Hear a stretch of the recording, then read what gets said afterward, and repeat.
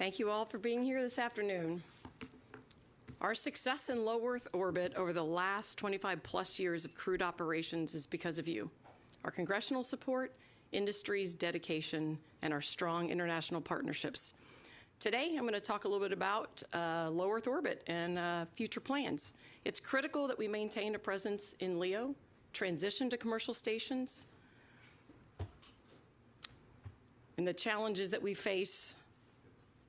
As Jared mentioned, the options going forward. Apologies for that. We spent an hour before this fixing the teleprompter, so I have a handy backup here if we need it. All right, let's get started. Let's go ahead and go to the first slide. The next first slide. All right, I'll talk as we're figuring out the slides. Our objectives in low Earth orbit have not changed. NASA's core objectives are to maintain America's superiority in space with continuous crew presence, to continue conducting groundbreaking research, technology development, human research, and using LEO as a proving ground for exploration. We want to expand commercial access to space, stimulate commercial demand, and foster economic growth. Of course, space station will end, and we also need to plan for the responsible retirement of the space station and transition to future commercial stations. Building a replacement for ISS is a national imperative to maintain an orbital laboratory and a proving ground in LEO. Developing the station took worldwide and industry commitment. We had a massive team of major aerospace firms with 4 prime contractors and over 500 subcontractors and suppliers. We also had major contributions for our international partners, and of course they had hundreds of suppliers as well. It took 37 shuttle launches and over 160 spacewalks just to assemble the space station.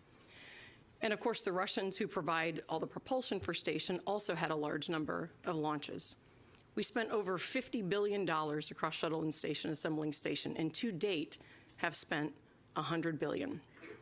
It took us about 10 years to get to the point where we could really do research on board space station. And of course today, station is a world-class laboratory with capabilities that have enabled over 4,000 research experiments from 5,000 different researchers across 110 different countries. Over 290 people have flown to the space station from 26 different countries. Today, ISS is serviced by multiple crew and cargo missions to maintain our crew of 4 and the amazing research that we do. The operational tempo is high, with a dynamic activity about every week and a half. Our success over these 25 years of crewed operations was forged through significant failures and anomalies. We have overcome them through relentless, high-stakes human intervention. I want to talk a little bit about some of the challenges we've faced because we are operating in an unforgiving environment, and any future station will encounter similar challenges. We lost Columbia. That grounded the shuttle fleet for 2 years. We relied on our Russian partners to bring our crew home and to subsequently launch our crews and resupply for 2 years. We lost transportation vehicles like SpaceX CRS-7, Orbital CRS-3. We lost the cargo on those missions, but those fleets were also grounded for a period of time as a result of that. That really highlighted the importance of redundancy and resiliency in transportation and the criticality of having a robust resupply strategy. Since assembly complete, we've conducted over 110 spacewalks to either repair, replace, or upgrade space station systems. The picture here that you see on the screen, that second picture, is an image of a torn solar array that was damaged from micrometeoroid debris. Of course, that risk of micrometeoroid is inevitable for any spacecraft operating in low Earth orbit. In fact, we've done 41 debris avoidance maneuvers over the life of the space station. This particular repair was time critical. It happened during a shuttle mission. We were able to get a crew out there on the end of the robotic arm and kind of tie it up and repair the array. We've also had to overcome numerous major vehicle and spacesuit anomalies and medical incidents like the recent medical evacuation that we had from station. Some of these anomalies have been significant, like the image there shows water that flooded a crew member's helmet during a spacewalk. We came close to losing a crew member, and it grounded our EVA spacesuit fleet for a year. Many people have asked me if the vehicle failures we see on space station are related to the age of the station. They are not. We had higher failure rates earlier in station, and we invested in hardware changes and redesign. And so today we actually have improved reliability, so our failure rates have decreased. It took 30 years and significant investment to get space station's state-of-the-art life support systems to the performance targets that we have today. We have now reached 98% water recovery, which is pretty close to our Mars target, not quite there, but pretty close. These are some of the most complex and unique space systems that exist, and they're also where we carry some of our highest time-critical risks. Any future station will encounter similar failures and challenges. Overcoming them will require expertise, robust capabilities, and strategic planning. Building and managing a station is not easy, and it is not inexpensive. Next slide. Speaking of the space station, next up we have for you a very special message from the onboard Expedition 74 crew. If we can please play that video. Hello from the International Space Station Expedition 74 crew. It's an honor to join you today for ignition. As I look out the cupola window at the thin blue line of our atmosphere, we're reminded every day why your discussions are so critical. For over 25 years, the ISS has been a masterclass in what humanity can achieve when we work together as a team. Its construction was an effort that required 37 launches, over 160 spacewalks, and the unwavering commitment from both industry and international partners.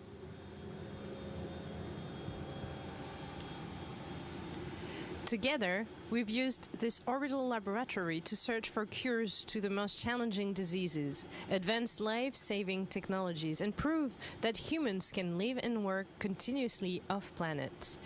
As we look forward, we need to ensure that the next low Earth orbit space station can build upon these amazing discoveries.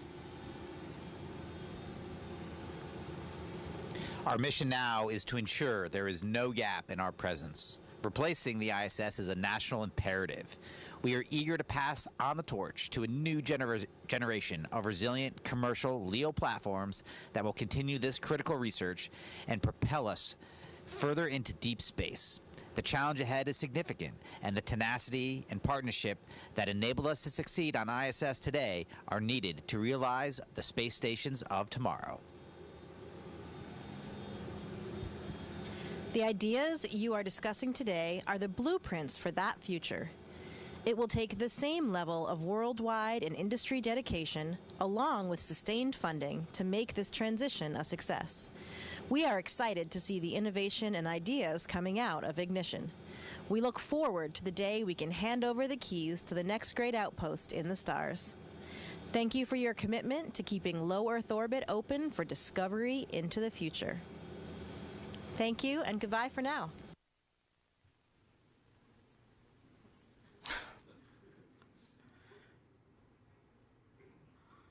All right, it's always great to hear from the onboard crew. They've been pretty busy up there. They had a spacewalk last week. We've got another one next week. And even more fun to watch them having fun flipping around in microgravity. All right, I want to switch gears a bit, and I want to talk to you about what we have seen with the commercial market over time. I think most of you know it has been a priority for us to use the International Space Station as a platform for commercial access and also to stimulate commercial demand through a number of different avenues. We have had 4 fully commercial private astronaut missions.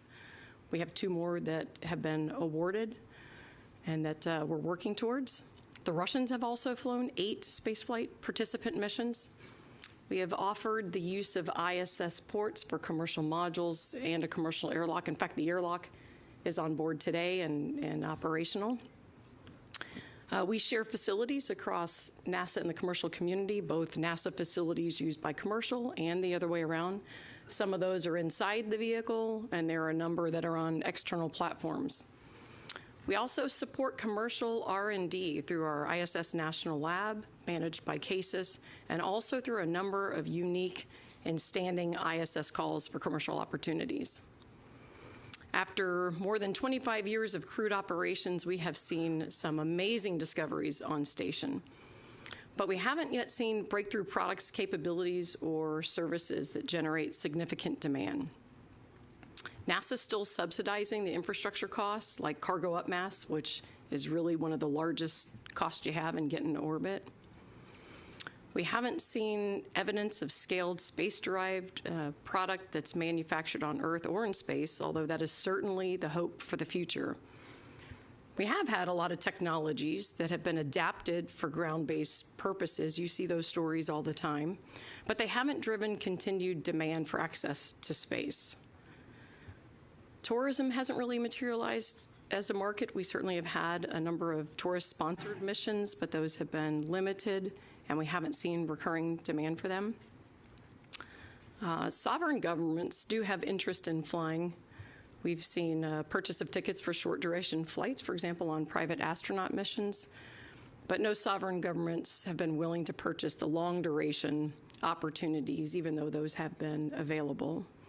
When it comes to developing or maintaining the cost of a station or long-duration flight opportunities, our partners and other sovereign governments want to do in-kind barters or exchanges and keep the money flowing into their own industries.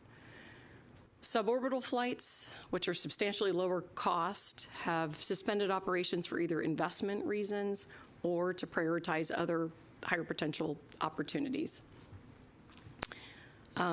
Though we have seen investor interest, there's no independently verifiable market research indicating the economic viability of a commercial station that is only partially funded by NASA. We welcome industry input and thoughts on the market, but it is paramount that we have independent data. Station will end. The replacement path has to be economically viable and technically capable, or America gives up its leadership in LEO.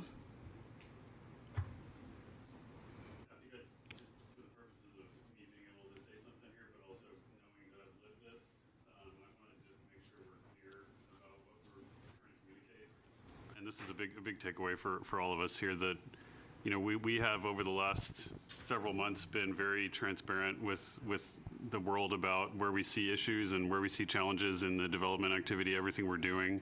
And this is a big area, and we want to be very clear about this before we maybe be a bit more optimistic about ways we can go forward. But this is a real challenge. This is a real problem.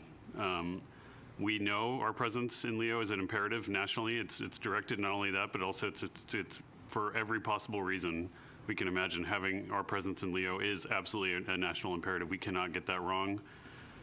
As Dana said, there is physics votes last. The current vehicle we have, which is an amazing machine, will eventually not be usable. By the mid-2030s, we will have structural and other issues that will preclude it from being useful. And we have to get the replacement approach right. We can't entertain fiction on what that approach might be. It has to be grounded in reality. As Dana mentioned, as the crew mentioned, as we all know, everyone in the room I'm sitting at helped us do this. Building space station is incredibly complicated. It took a long time. Maintaining it is just as complicated. The number of times we've had issues where we had to take major action is uncountable in my mind. We've development, assembly, sparing, logistics, resupply, all the things that go wrong with these complicated systems will go wrong. It's not a question of modern technology. It's a question of the environment we're putting them through. And right now, the current industry that we have that's proposing to build destinations does not have the direct experience with that or the resources to go do it. That's just true. We want that to be the case. But an operational campaign of this complexity that took the allied governments of the world, 30 years to maintain, is not something that exists native in industry. There's no self-sustaining market to finance that as well. And so, as Dana mentioned, we have not seen independent data. This is the estimation of NASA. We would love to hear independent analysis on this subject, that nations, companies, or individuals beyond NASA will create enough demand to cover the real gaps that it's going to take to build a replacement. And separately, as we also mentioned, that transportation costs have not decreased in a fashion that allow us to really achieve those savings. And so, in the absence of a mature market and the current budget that we've been allocated, we cannot fund a path of 2 stations. It's a challenge to even fund one. We have multi-billion-dollar shortfall just to fund 1 station as a replacement. And the environment we're in right now sets us up for a winner-take-all with an uncertain outcome. You guys know that even in non-space commercial markets, there's a higher than 50% failure rate. When you add the complexity of maintaining humans living in space and the environment that they have to deal with, that makes it even more challenging. And so this is all to say that we recognize this challenge. We really want to partner with all of industry and with everyone that's in the room to go fix this, but we cannot continue to maintain the illusion that the path that we're on is going to close. Dana, back to you. All right, thank you, Amit. All right, let's talk about the path forward. Let's go to the next slide. Doing nothing is not an option. We need to take proactive steps to achieve our goals. The government can't force a commercial economy, as you heard Jared mention earlier, but we will try to do everything we can to ignite one. We'll increase commercial access to ISS. We'll increase the number of private astronaut missions, allowing the sale of the commander's seat, the potential for doing joint crew missions between NASA and industry, consideration for NASA purchasing a PAM seat, and prioritizing research with high commercial potential. We also welcome ideas and input from industry for addressing any of these challenges and risks that we're talking about here today. We are open to continuing with the current commercial path that we have been on, or to pivoting to a new preferred option that I will share with you today. Let me talk a little bit about the original path that we were on, where we've been headed, and what that original path is looking like today. Our original goal was to transition directly from station to commercial stations. As everyone knows, we had planned to have 2 commercial destinations to maintain redundancy and competition, and to be one of many customers. NASA anticipated significant demand from tourism and other markets. We assumed that this increased market would also drive large transportation bulk buys, which would in turn create and result in a discount for all of us. As a result of the strong market, NASA assumed we were no more than 50% of the overall demand for a commercial station, and that the market would be self-sustaining. With today's market and budget reality, we don't have that. So the plan for today's approach would have to be adjusted. Transportation costs are increasing, not decreasing. With NASA positioned to be the primary, the majority customer, we cannot afford 2 space stations. This means NASA would have to down select to a single provider, which carries higher cost growth risk and a higher overall risk for success of the campaign. It puts us in a sole source services environment which doesn't allow the continued competition to help control pricing or to continue to grow the market in a diversified manner. So I want to talk about an alternate approach. So we'll spend a little bit of time on this since this is new to everyone. We are looking for feedback on both options.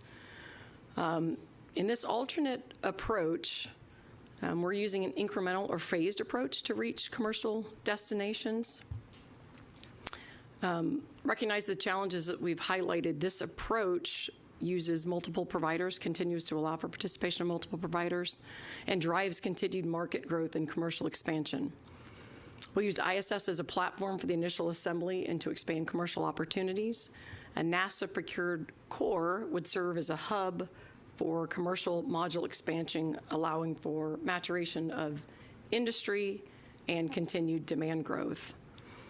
After the station detaches from ISS, there are flexible avenues that lead to commercial destination transitions. This approach also provides continuity in transportation, research, crew presence, commercial opportunities, and overall access to low Earth orbit. I just want to touch on some of the benefits to leveraging ISS before detaching a new station. Obviously, space station is fully operational, fully capable. We're supporting commercial opportunities on board today. We want to expand those, and we really want to see continued access to space for commercial companies and commercial access. ISS also has very mature capabilities and resources, and that's critical when you look at the types of challenges and anomalies that we may face. Having ISS mature systems is basically like having failure tolerance. It also provides a safe haven for the crew in the event that anything happens during the initial assembly. Any external needs can obviously be met with robotic and EVA capability. We continue the cadence with crew and cargo capability. And of course, any assets that we want to take from ISS can be transferred over to the new station and taken with us. This is a snapshot of the assembly or evolution of this concept. The first is a core module, which would be launched and attached to the forward of station. This core module brings with it additional docking ports. That would actually allow us to do more private astronaut missions. The big limiter today on board space station is the number of docking ports that we have available and the time available on those ports. Next in the sequence would be 2 commercial modules that would attach to the core. Obviously, I took space station out of this imagery just for clarity, but you can see the commercial modules radially attached to the core in the second image there. Before departure, we do outfitting of all the different modules and transferring of whatever assets we wanted to bring over from the space station. And then the new station would depart. Post-ISS, the expansion will be driven by the market and our continued objectives in LEO, with the next step being the addition of more capabilities such as power and cooling. That expansion would enable the addition of more commercial modules at that point, or if providers want to separate and operate independently and the market is mature, we will transition and shift to becoming one of many customers. Looking more closely at the core module, its purpose is to support basic capabilities for the station, including all the initial capabilities that the commercial modules would need. It would have systems like propulsion, power, cooling, basic life support, and compatibility with the existing crew and cargo transportation vehicles. 4 radial ports and a forward and an aft port allow both for the addition of commercial modules and for maintaining the same number of ports we have today for crew and cargo vehicle traffic. The core module would also have sufficient propulsion capability for the entire stack. Capabilities like attitude control, debris avoidance, which we talked about earlier, altitude maintenance, and refueling. It would also serve as a central command and control for the station, providing direct telemetry down to the ground, research data down to the ground, command and control. Next slide. The commercial modules themselves, they would be owned, developed, and operated by commercial providers. The commercial modules would have research and habitation capabilities that meet both NASA and industry needs. The modules would be attached to the core radial ports while at ISS.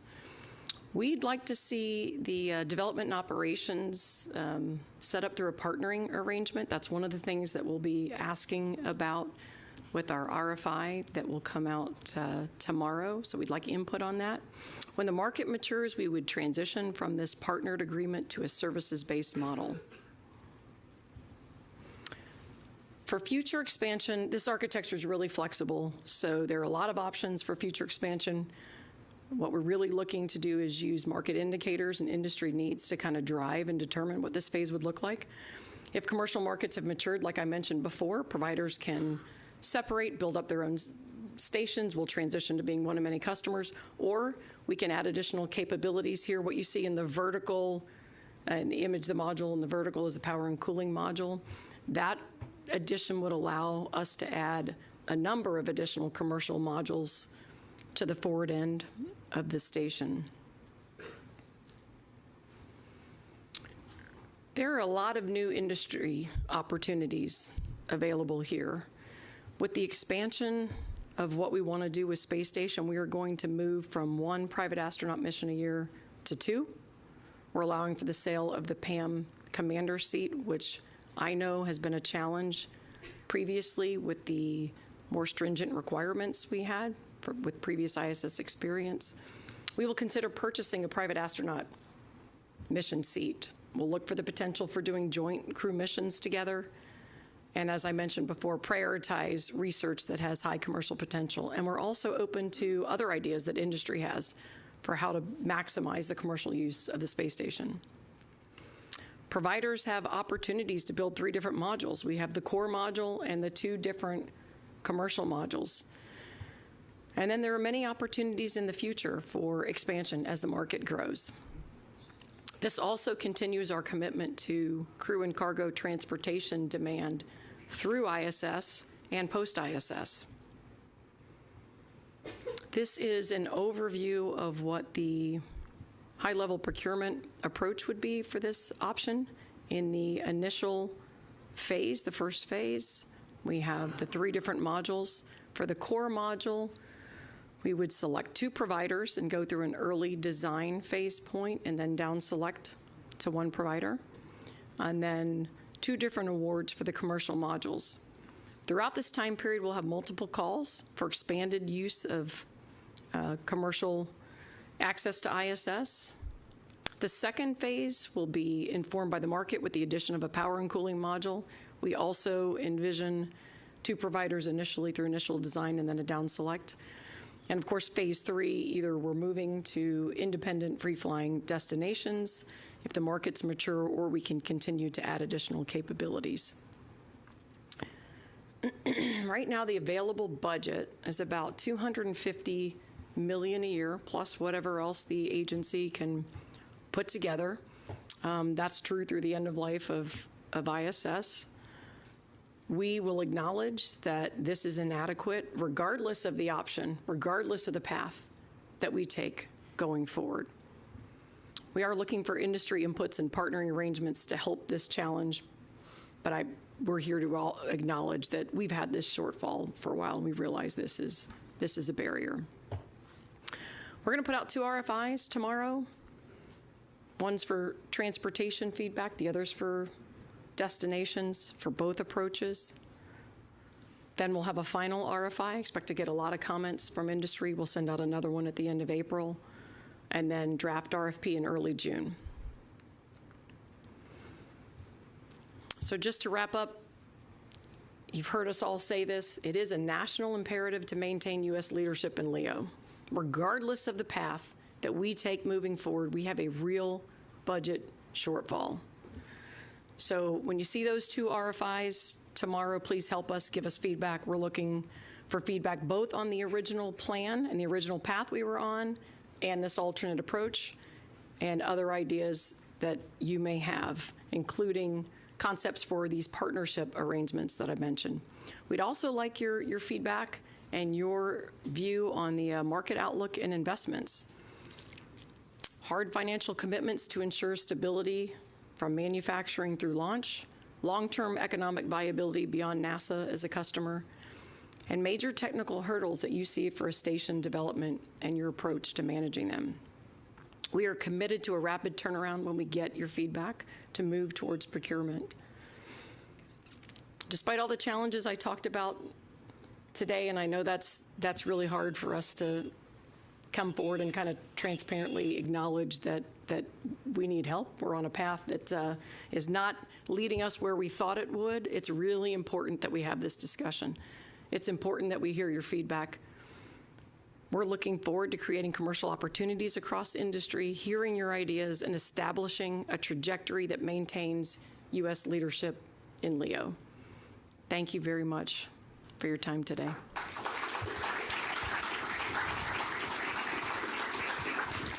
And we will now head into a 10-minute break.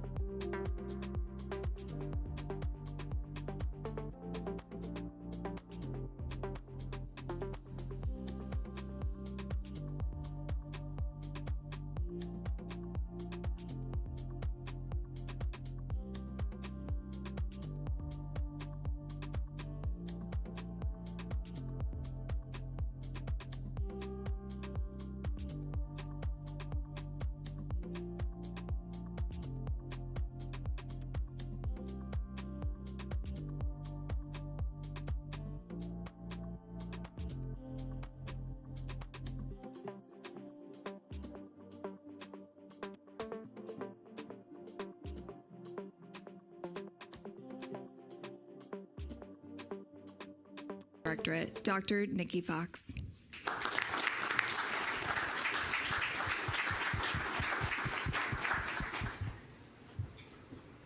The universe is vast. Last year, the number of confirmed exoplanets passed 6,000. That means when we look at the night sky, more than half and likely most of the stars we see are accompanied by orbiting planets. And that means there is the possibility and indeed the probability of life beyond Earth. Science generates the big questions that we seek to answer, and as always, there is more work to do. The unasked questions will always outpace those we have already answered. With the administrator's full support, we are determined to do more science than ever. NASA routinely does what others think is impossible. Now, for each of you, this is your everyday, taking dreams and building them to reality. Our collective workforce is really, truly one of a kind. We are uniquely bound together by our mandate to explore the unknown in air and space, to innovate for the good and benefit of humanity, and to inspire the world through our discoveries. Science is the beating heart of this mission. Aeronautics, space technology, and human exploration are endeavors that we are proud to support and platforms that we use to expand the scope of our science. Every day, I wake up with the goal of getting more science into space at a lower cost for our taxpayers. Today, we will dazzle you with some space mission updates and debut a lot of new science ideas and new opportunities for us all to collaborate together.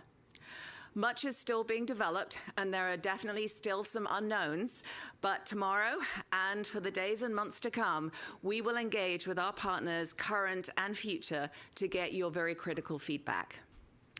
Looking forward, we'll continue working together to mature those concepts. I think it's very clear to all of us that the science we can do together is exponentially more powerful than what any single organization could do alone. NASA is committed to continuing our legacy of leading the charge, but we need all of you behind us to meet our full potential. Next chart, please. When you look at an unbelievably beautiful image like this one, and I have to confess, they said, which image do you want? And I did choose my favorite one. But what you're looking when you look at this is not just a gorgeous image. You're actually seeing a visual representation of a tremendous amount of data. When you think that each pixel represents a new piece of information. In this case, it's light intensity at specific wavelengths, which we analyze to understand chemical composition, temperature, distance, the shape, the structure, and the age of the stars and galaxies that are too far away for us to physically reach, at least today. Why do we work so hard to understand these distant systems?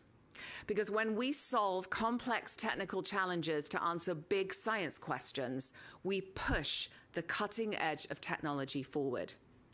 And science discoveries keep us at the front line of innovation and economic growth. This advancement always comes home to benefit us in the end, and it's critical, and actually it's often unseen. It's a critical way that the US maintains global leadership. NASA science is the tip of the arrow for the country's advanced technology strategy, piercing the furthest veils to shape our future. Technology invented for space often pushes whole industries forward. Measurement technology developed to support the polishing of the James Webb Space Telescope mirrors transformed optical fields ranging from laser eye surgery to them at least 100 times greater than Hubble, and it will survey the sky 1,000 times faster while still maintaining similar sensitivity and resolution. Over the course of this mission, Roman will see hundreds of millions of galaxies. That is more than one for every person in the US. The sheer power of this data will rewrite our understanding of dark energy. As with past observatories, we're building first-of-a-kind systems for Roman, and we expect to see those spin-offs and industry applications for things like precision optics and powerful data processing techniques.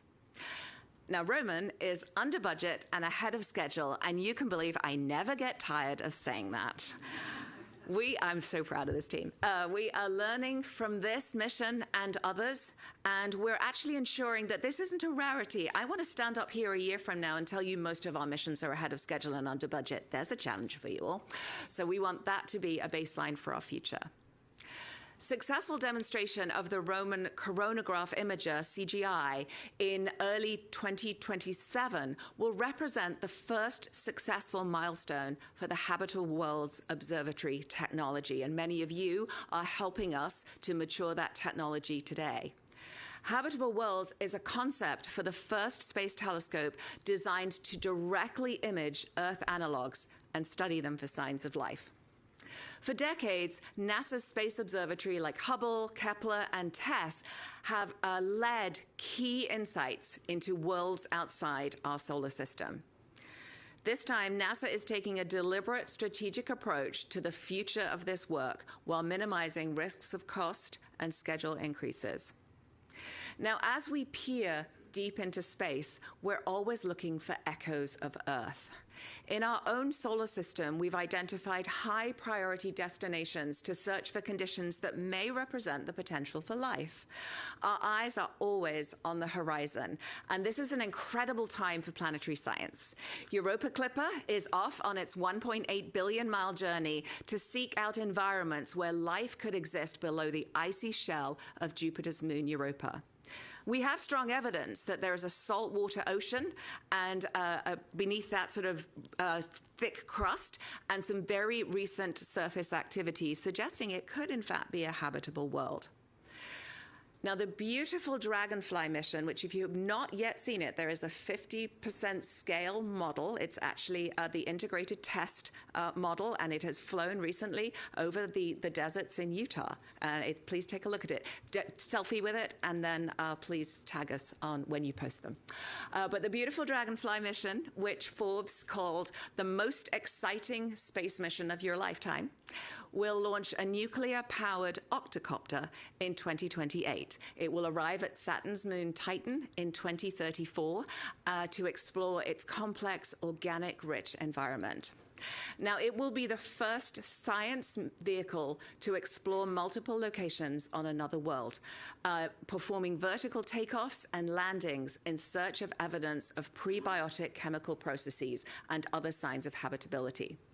Now, because it can fly through Titan's dense atmosphere, Dragonfly will be able to travel much farther in a much shorter time than even our most capable vehicles on Mars. And talking of Mars, NASA Science has been flying missions there for more than 50 years, following the signs of water and chemical activity. Curiosity has spent a good portion of the last year exploring a region full of geological formations called boxwork that look kind of like giant spider webs when you view them from space. The proposed theory for this is that groundwater once flowed through these large fractures in the bedrock, sort of leaving behind minerals and making this a great location to do science. Last year, a new result from Perseverance brought us closest that we've come yet to discovering proof of ancient life on Mars. These rovers are our eyes on the ground, and they're so valuable as we plan for future human missions to Mars. The ever-flowing stream of new observations is a reminder that NASA Science leads the operational experience at Mars in orbit, on the ground, and thanks to my friend Ingenuity here, in the air. We have built the current understanding of the extreme environments with this evidence-based precision. And also, please take a selfie with Perseverance before you leave too. In 2028, NASA will launch and land ESA's Rosalind Franklin rover to Mars. Rosalind Franklin will drill and acquire samples from a depth of about 2 meters, which is well below the radiation-damaged surface, and then will determine subsurface structures in a previously unexplored region. The landing site is thought to contain extensive amounts of hydrated minerals that could be the source of extractable water. NASA is also very proud to be contributing the mass spectrometers for the Mars Organic Molecule Analyzer, or MOMA, instrument, which will result in the most advanced detection and analysis of organic matter ever conducted on Mars.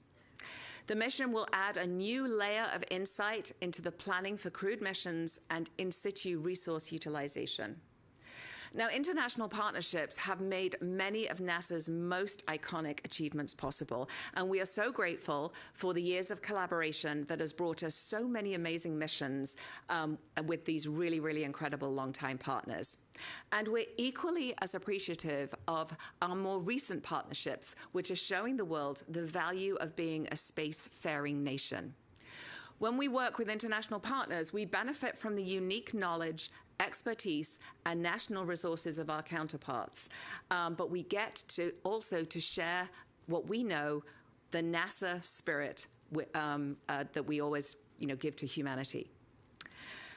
For humans and machines that are looking to survive and thrive in the extreme environments at the Moon and Mars, radiation, dust, surface dynamics, and physical hazards produce a lot of risk. Now, NASA has been studying these conditions and developing mitigations for decades. Radiation is an area where we've learned a lot, but we still have a lot of knowledge and capability gaps. NASA's heliophysics missions, both past and current, have helped us understand space weather here at Earth, but we're still far from the ability to forecast it like we do our own weather. To accurately model and eventually forecast solar activity and the resulting impacts on humans in space, we need to continue monitoring from various locations with a range of instruments. Now, to that end, in 2025, the Heliophysics Division launched actually their first dedicated mission to Mars, the ESCAPADE mission. It's made up of twin spacecraft that will provide simultaneous measurements of the Martian environment to study how it interacts with the solar wind and how, in turn, this drives atmospheric escape. ESCAPADE will definitely better help us understand the unique space weather at Mars as we prepare to send human explorers to the Red Planet for the first time. And this mission is demonstrating a new strategy that enables Mars-bound spacecraft to launch at nearly any time. Freedom from the restrictive traditional launch windows gives us the flexibility to increase the cadence of Mars exploration. I'll also note this is a great example of public-private partnership at its best, with the spacecraft coming from Rocket Lab and Blue Origin's New Glenn providing the launch. Now, for long-duration human missions, understanding how to grow food in space environment may prove to be critical. Pioneering research has been performed aboard the International Space Station for decades. You're probably familiar with the veggie experiment and the many types of plants successfully tended and now enjoyed by our astronauts in orbit. The ISS has been our destination for biological and physical sciences for over 20 years, but NASA Science is also very proud to use lower-cost platforms like commercial flight opportunities to complement this research. A core piece of NASA's mission to improve life for people here on Earth. NASA measurements and cutting-edge modeling underpin the infrastructure behind our highly accurate GPS system. NASA observations feed operational warnings that safeguard our internet connectivity and our power grids. Farmers use data on supply chains, and they can view the water levels down to the individual field level to allow them to really plan ahead and best make use of our precious water resources. NASA Earth Science data is available and accessible to companies who use it to risk and optimize their operations. In fact, about 75% of Fortune 100 companies utilize NASA Earth data. When state and federal leaders need to respond to extreme weather, NASA data empowers operational partner agencies to take decisive action when literally every second counts.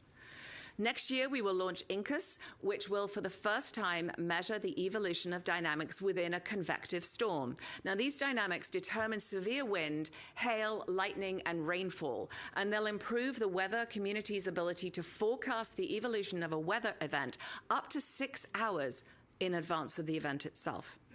This mission is a part of the Venture Class program, and it's another great example of public-private partnerships, enabling NASA science Earth science innovations also expand what is possible off our planet. The same tools, models, and insights we use to study Earth help NASA understand planetary environments as we prepare for future missions to the Moon and Mars. Right now, we're identifying more ways to apply our Earth research models to the Moon and later to Mars. With the Explorer for Artemis Geology, Lunar, and Earth Missions, or EAGLE, there's a bad acronym for you, NASA will deploy breakthrough hyperspectral images across the Earth, with later missions anticipated for the Moon and Mars in rapid succession. On Earth, they'll identify critical minerals for national security to enable precision agriculture and to support disaster response. On the Earth and at Mars, they will locate critical minerals and resources that enable water ice for propellants, for rare earth elements for technology, and construction materials for habitats. Now, I think it's extremely clear how very proud we are of the work that you all do. And we meet today at a critical moment that will shape humanity's future, and you all have a key part to play. The space industry is growing rapidly and is increasingly present in our daily lives. We are not the only ones interested in the Moon or Mars. Many of the technologies that have the most promise for health and safety of America can only be derived from work done in space, and we cannot afford to fall behind or cede leadership. We must evolve how we explore. We need to move faster, we must look further, and we must do it first. As the Administrator has very clearly established, achieving the agency's objectives is imperative for national security. When we stand by our commitments and investments and show the world what we can do, we secure the future of America. The administration's commitment to increasing launch cadence is broader than just Artemis. Not only will the increased tempo of missions provide more opportunities to do more science, but these kinds of bold decisions show us and show the world that we're ready to do what is necessary to execute the missions in the way that only NASA can. In the past year has brought a lot of change for many of us, both inside the agency and in our partner organizations, and of course in the science community. But we're now moving to a phase of clarity and action. We're being asked to examine what we do and how we do it. And this is how we grow together as an agency and as a community. And no matter what challenges we face, we continue to launch groundbreaking missions and conduct history-making science.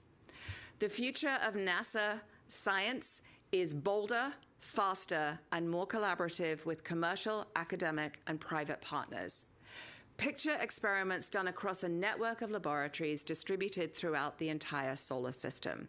Imagine a vital world of data that is alive, vivid, and easy to access.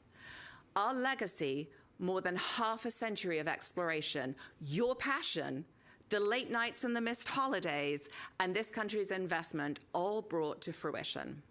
When farmers decide when and how to water their crops, the rainfall models and the real-time predictions will be there. When those of you on the Artemis mission planning teams reach for data on lunar topography, radiation, and temperature, it will be there. When a child asks, what would it look like to walk on Mars? Their imagination will come to life before their eyes. And this is extremely relevant now on the eve of Artemis II. Science is why we're going, and science is what we will do. The Moon is a scientific goldmine as we strive to understand planetary formation and the evolution of our solar system and deep space environments. It has the potential to address all of NASA's key science themes and major community science objectives across all disciplines. NASA science is leading the way in characterizing, mapping, and accessing the vital in situ resources required to build up a permanent presence on another planetary body. That wasn't me.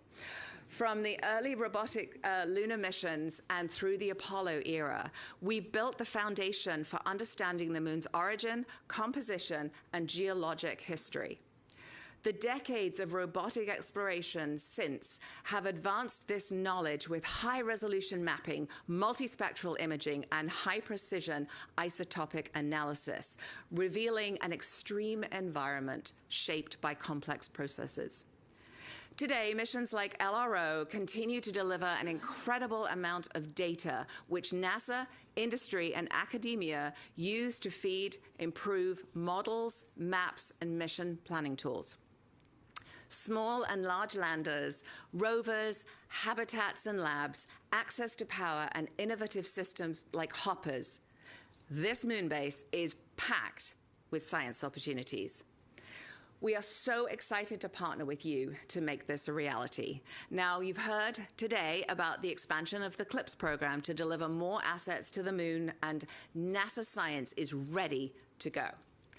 CLIPS has already been a great example of how the agency is acknowledging and evolving industry's role and putting a lot of trust in our partners to figure out these really complicated space and science challenges. These missions have already deployed valuable science and tech demos that are allowing us to plan safe and effective robotic and crewed operations on the lunar surface.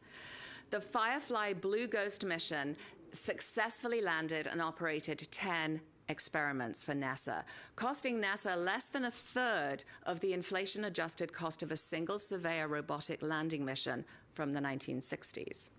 And this is how we use our resources more strategically. The success for Firefly has resulted in a number of awards, including, and I just want to congratulate them on their most recent Robert J. Collier Trophy, the annual award for the greatest achievement in American aeronautics and astronautics. And I'm just going to brag, 5 in a row for NASA Science Collier Trophies.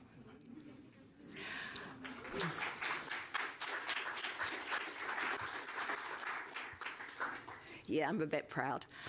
Utilizing the innovative power of the commercial sector to rapidly design, develop, and operate landers and orbiting assets while meeting the needs and requirements of hosted payloads in a perfect alignment with a future vision of how we do more science. So today, I'm really excited to announce that NASA has selected the next CLIPS lander. And so with that, congratulations to Intuitive Machines, who will deliver 7 NASA-sponsored payloads to the moon's south polar region. This is IM's 5th CLIPS contract, and the payloads are science instruments focused on volatiles and radiation, technology demonstrations for mobility, and they represent a multinational collaboration with several other payloads. So congratulations to Intuitive Machines. We're tracking up to 4 potential launches this year, and certainly Administrator Isaacman is accelerating the program, aiming for an aggressive target of 30 robotic lunar landings within 3 years, starting in 2027. We've seen the early success of this model, and we are so excited about continuing to ramp up lunar commercial services and assess how we may apply this to other things like Mars and maybe even other destinations. And to that end, we're planning to fly science payloads on the Mars telecommunications network and the nuclear tech demo mission, which you'll hear about up next. I mean, honestly, why waste a great opportunity to do groundbreaking science at Mars? The challenge from the administrator is a call to action to ensure there is science on everything launching to the moon and Mars. And that is where we need your help. NASA has previously obtained lunar payloads for delivery on CLIPS missions from a variety of solicitations, including LSIP and PRISM, including in-house builds, and including from our international partners. With the acceleration and increased number of CLIPS landings in 2027 and 2028, we need to identify flight payloads that support NASA's science and technology goals right now. So today, we're releasing a new request for information to help with this. I think it should have just gone live, and the RFI is open to all respondents. And we want to seek payloads that are ready in the near term and the medium term for delivery to the moon with this expanded monthly cadence of CLIPS lunar landings, or of course to Mars on any missions of opportunity I can tag along with. The proposed payloads will link, obviously, to NASA's Moon to Mars objectives and technology gaps. And I am really looking forward to see what you guys have on the shelf and ready to fly. In addition to the excitement of the expanded CLIPS program, NASA Science is thrilled to be part of Artemis. On Artemis 2, the Avatar experiment from our Biological and Physical Science Division will send cells derived from the Artemis 2 crew deployed on microchips to study the effects of increased radiation and microgravity on human health. We plan to use the data to work towards personalized medical kits for future long-duration missions. Additional science on Artemis 2 includes the Artemis Lunar Observation Campaign, or the ALOC, and they will be using photographs, videos, and crew observations to study the lunar geologic terrain and to look for impact flashes. An illuminated far side of the moon will allow for observations of the surfaces that have never been seen before by human eyes, even including during Apollo. It's going to be such an incredible moment. Hearing and seeing the crew put years of training into action, using lunar geology strategies to better understand a rarely seen part of the lunar surface, will inspire a whole new generation of scientists. You can see the team in the science evaluation room here. The SIR. They're running a simulation for the Artemis 2 lunar flyby here. And embedding science directly into the mission operations environment ensures we can maximize Artemis discoveries and sets us up for future success as we build up a strong community of scientists who will support our permanent presence on the lunar surface. Speaking of which, I am excited and pleased to share that NASA has selected 10 participating scientists to join the team developing the science plan for the first Artemis astronauts to set foot on the lunar surface. And this will include deploying scientific instruments, making critical observations of the landing site, and collecting those unbelievably precious moon rocks. So congratulations to this extremely qualified group, and please join me in yet another round of applause to celebrate them.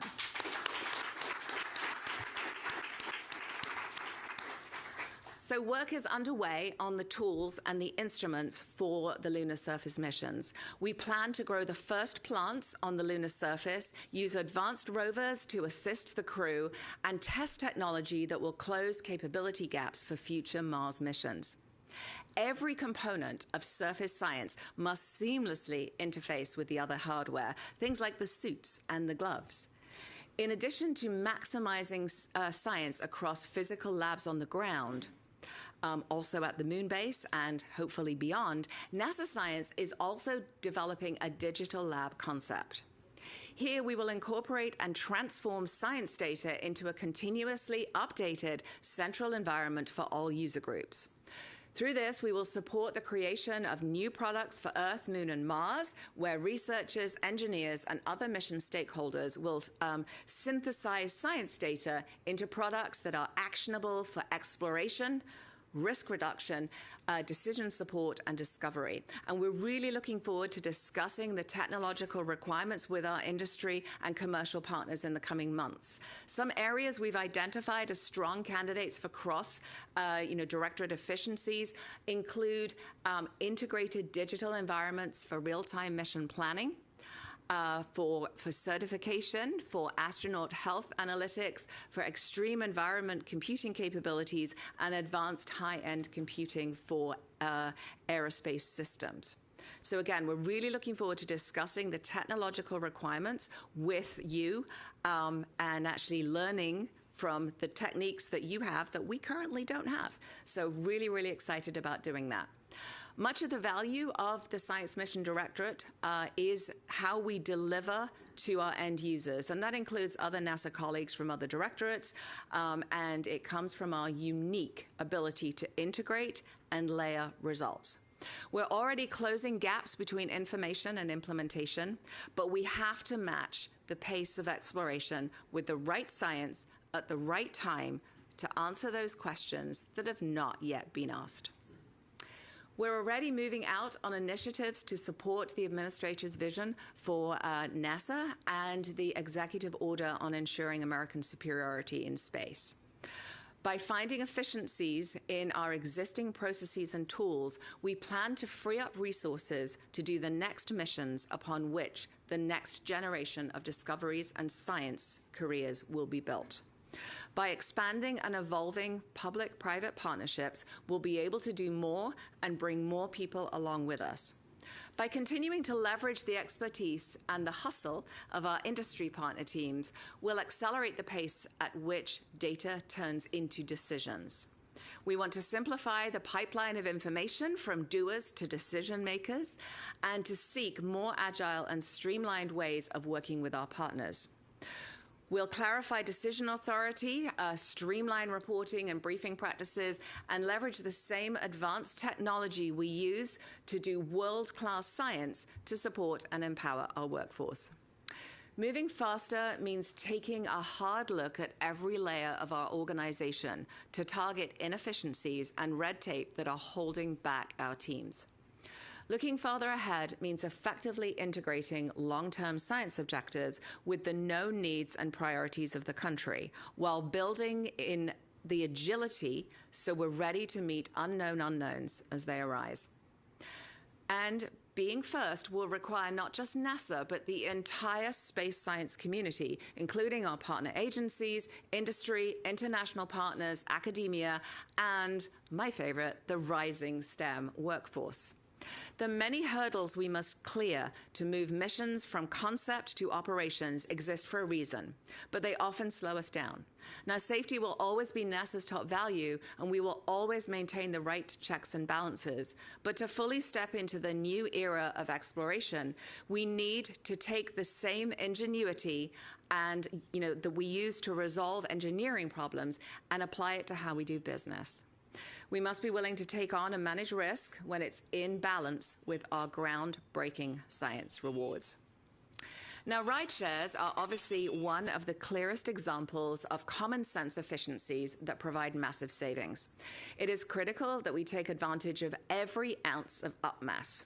This is a strategy that's available to us on many levels. Now, we've recently launched multiple NASA missions on the same launch vehicle. Here you're looking at SphereX and Punch. We also launched IMAP with Carruthers and SWIFO for NOAA. We are looking at being able to do a sort of expanded CubeSat opportunities, and we fly small experiment payloads on human missions. So similar to Avatar that we have on Artemis 2, we'll seek every opportunity to do exploration enabling science on every subsequent human mission that we can. And we'll look for opportunities to fly those small but mighty technology experiments to multiple destinations to expand our data sets and to make the technology more resilient. Radiation monitors, for example, can be especially beneficial. Beyond rideshare, we're looking at every possible way to find cost savings in the way we do business. It is very clear that we cannot continue to spend hundreds of millions of dollars for legacy extended science missions, particularly on their operations, as their scientific value starts to diminish. Now, new approaches to science operations, such as mission consolidation and AI-driven collaboration and scheduling, must be applied to significantly reduce the costs of the operational portion of these missions in extended phase. The goal is to streamline the operational costs while maintaining the scientific value and support to the community. Getting processes, tools, and protocols consistent across missions is something that we have aspired to do for years, and we are really happy to have the administrator's full support in tackling this incredibly complex task. The agency's science portfolio is strategically designed to deliver the highest scientific impact with the available resources. The long-term trajectory is balanced with the extremely practical near-term priorities of the nation. We must maintain focus on addressing the needs that only NASA is equipped to meet. In addition to doing more science, we want to achieve it faster. And so SMD is investigating how to hone our acquisition approach while ensuring observation and preservation of NASA's core competencies. We will leverage NASA center expertise and streamline our procurement to facilitate broader commercial involvement. Tomorrow, we're going to host a discussion on how we hope to achieve this. We're investigating a new strategy for competitive PI-led missions that really do address our strategic science and exploration goals. The priority will always be given to the best science per dollar return. But we want the community to be thinking about how low-cost assets can enable science, how science-grade instruments can be flown on commercial platforms, and how, basically, we can get more shots on goal. This is an area where we're looking at extending the CLIPS-style approach in alignment with the administrator's priority to launch faster and in a more efficient way. We're also applying lessons learned from across our portfolio. For example, I mentioned already the Earth Science Ventures program. Now, they have an expedited one-step proposal process, and we're going to apply that model to this year's astrophysics solicitation for a small explorer, or a SMEX mission. Community announcement actually came out yesterday on this, and this will result in a much shorter time for missions to get to launch, and we hope also level the playing field for smaller institutions who may not have had the resources to compete in the more process-heavy mission solicitations. We're also going to discuss this tomorrow. We've got a lot to discuss tomorrow, and we're very excited to get your feedback on this streamlined approach. NASA Science is the vanguard for the country's advanced technology strategy. We are responsible for driving the most cutting-edge missions to answer the most ambitious questions so that human curiosity, technology, and industry can build on our achievements. NASA sets the standard. We go first. We confront the hardest risks, and we define the frontier that industry builds upon, scaling up what we've proven to be possible. Increasingly now, we're seeing industry pushing themselves farther and doing first-of-its-kind work as well. As our partners expand what is possible commercially, NASA can turn its focus to what is possible for humanity. The audacious questions and challenges that no market alone would take on, but that NASA can unite a nation to pursue. Leveraging commercial capabilities helps NASA to increase speed, resilience, and national competitiveness. This interplay between public responsibility and private efficiency is one of the greatest strengths of the American model. As we look at our processes, we're working to bring industry in earlier. And so to that end, we are releasing another RFI for commercially owned and operated microwave radiometer capability to fly in formation with a NASA Earth observation fleet called Falcon. We believe there are commercial approaches to augment this fleet that increase efficiency and reduce time to science. And that is, including data buys, co-funded technology developments, many other ideas that you may have. And through this RFI, we hope to understand the interest from industry. Now, this is an Earth science mission, but this capability will also be applicable to exploration of other bodies. On Earth, the Falcon fleet will study the complex relationship between clouds and aerosols. In orbit at Mars and at the Moon, this capability can support a wide variety of objectives, including site selection, operational risk and hazard assessment, and all-weather operational decision-making. Initiatives like this allow us to build the strategic infrastructure for America's space future. At NASA Science, we take very seriously our mandate to deliver space science for the nation. We are guided by community input and administration priorities. Available resources, of course, can limit what NASA can do as a single entity. But if we are able to share risks, costs, and expertise, we can achieve greater results and improve return on investment for our taxpayers. In this way, we are building a more robust and resilient commercial space economy. We're interested in expanding our reach into public-private partnerships to allow NASA to address more priority science objectives. We're really excited to see private entities taking an interest in this work as well, and we're happy to engage with philanthropic organizations to advance shared objectives in space science. One example that the administrator mentioned this morning is Schmidt Sciences, who will launch a private space telescope in 2028. We are also incredibly excited to hear that other private companies are undertaking missions to solar system destinations. If other private groups are planning to conduct science that is of interest to NASA, we really want to hear about it. We want to investigate if we can help enable your goals. And while we've not put out a formal call for these partnerships, we're looking forward to discussing some of these possibilities in the days and months ahead. Now, my most fun action I've had recently was when the administrator asked me to suggest some exciting mission concepts which are not possible within the scope of our current budget, but are of great interest to the nation, to the world, and would be ripe for such partnerships. One area that is of extreme interest to everyone is planetary defense. And this was exemplified recently by a visit from an interstellar comet. And here I am unashamedly also bragging about the power of the NASA fleet. Upon detection of, from the NASA-funded Atlas Survey Telescope in Chile in July of 2025, NASA quickly formed a multi-pronged plan to learn as much information as possible during the short window of the comet's visit, involving more than a dozen NASA missions across multiple scientific disciplines and with all of our international partners and ground-based observatories. Now, next year, we plan to launch the Near-Earth Object, or NEO Surveyor. It's an infrared space telescope specifically designed to detect and characterize large numbers of asteroids and comets that are potentially hazardous to Earth. But clearly, simply detecting these asteroids may not be enough. I'm sure you remember the brief period of excitement last year when 2024 YR4 was found to be on a path which could impact Earth or the Moon. Now, while our scientists have now confirmed that this is not going to happen, it certainly made us think about what would we do if there was such a real emergency. In 2022, we sent the DART mission to change the trajectory of an asteroid, and it was a huge success. But what is the next step towards developing and proving the technology and expertise needed for true preparedness? We're aware of privately funded concepts that intend to send missions to rendezvous with Apophis, and we're very interested in talking with these and other companies to investigate how we would quickly protect our planet from a potentially dangerous asteroid. We want to discuss how we could maybe form partnerships now that would allow us to take that quick action.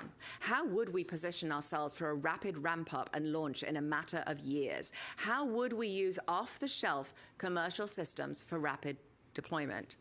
While not explicitly part of our current budget, we want to start thinking about how the next steps for our planetary defense program and lay the future groundwork.